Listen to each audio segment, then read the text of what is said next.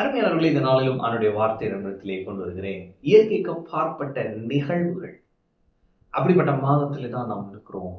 இயற்கைக்கு அப்பாற்பட்ட காரியங்கள் நடந்து கொண்டிருக்கிறது என்று நான் நம்புகிறேன். இந்த நாளிலே நான் சொல்லுகிறேன், யாருடைய மனமாற்றத்திற்காக நீங்கள் அநேக வருடங்களாய் ஜெபித்துக் கொண்டிருக்கிறீர்களோ, அல்லது யாருடைய மனமாற்றத்திற்காக நீங்கள் போராடி கண்ணீர் சிந்தி ஜெபித்து சோர்ந்து போய் இவன் அவ்வளவுதான், இப்படிதான் இருப்பான் அப்படின்னு நீங்க நினைச்சிட்டு இருக்கீங்களோ, என்று ஆண்டவருடைய வார்த்தை சொல்லுகிறேன், தேவன் உங்கள் ஜெபத்தை கேட்டு அப்படிப்பட்ட நபர்களை சந்திக்கிற நாளாக இந்த நாள் இருக்க போகிறது. அப்போஸ்தலர் பவுலுடைய வாழ்க்கையை பாருங்க.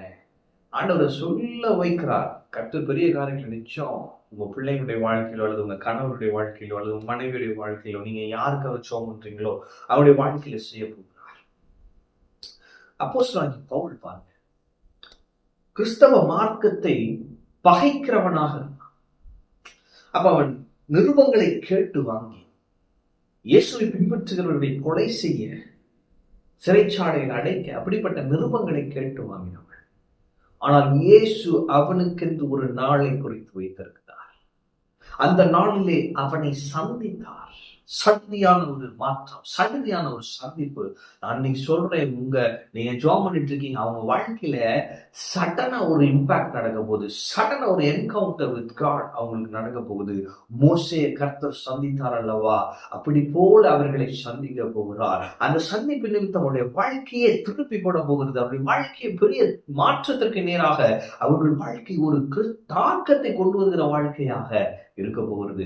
தேவ ராஜ்யத்திற்காக அவர்கள் நிற்க போகிறார்கள். பெரிய பெரிய காரியங்களை செய்ய போகிறாங்க. அப்போஸ்தலனாகிய பவுல் பாருங்க, சடுதியான ஒரு ஒளி, சடுதியிலே வானத்திலிருந்து ஒரு ஒளி.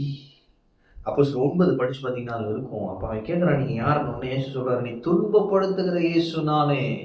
இன்னைக்கு இயேசுவை பின்பற்றுகிறவர்கள் துன்பப்படுத்தி கொண்டிருக்கிறாங்க பாருங்க. அநேக இடங்களில ஆண்டவர் பார்வையில நீ என்ன துன்பப்படுத்துற?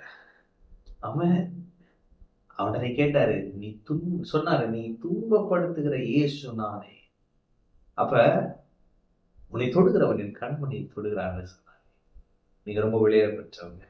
அவன் உடனே அவனுக்கு கேட்டான், நான் என்ன செய்யணும்? பட்டணத்துக்கு போன்னு சொன்னாரு. அதுக்கப்புறம் அவன் வாழ்க்கையில பெரிய தாக்கம். அனனியாவை அனுப்புகிறாரு. அதுக்கப்புறம் அவன் அங்கிருந்து வாக்கியங்களை படித்து இயேசு யார் என்பதை கற்றுக்கொள்கிறான். தாமதம் இல்லாமல் இயேசுவை கிறிஸ்து என்று பிரசங்கிக்க தொடங்கினான். புதிய ஏற்பாட்டில் பெரும்பாலான நிருபங்களை எழுதினதே இந்த பவுல் தான். அப்ப நான் சொல்ல வரேன், என்ன சொல்ல வரேன்னா, நீங்க யாருக்காக செபித்து சோர்ந்து போய் இவன் கடின இருதயம் உள்ளவன் நம்புகிறீர்களோ, இன்று கர்த்தர் உங்களோடு பேசுகிறார். நீ தொடர்ந்து ஜெபம் பண்ணு. அவருக்கென்று ஒரு நாளை குறித்திருக்கிறேன். என் ராஜ்யத்திற்காக வைராக்கியமாய் நிற்கக்கூடிய பாத்திரம் அவர் என்று சொல்லுகிறார். அவர் தொடர்ந்து ஜெபம் பண்ணுங்க, கர்த்தர் சந்திப்பார். நான் சொல்லுகிறேன், நீங்களும் உங்கள் வீட்டாரும் கர்த்தரையே சேவிப்பீர்கள். இயற்கைக்கு அப்பாற்பட்ட நிகழ்வுகள் நடக்கும். கர்த்தரால் ஆகாத காரியம் ஒன்றுமில்லை. மாறவே மாட்டான்னு நினைக்கிறீங்க, கர்த்தர் தொடுவார். ஒரு தொடுதல் போதும் வாழ்க்கையை மாற்றி போடுவார்.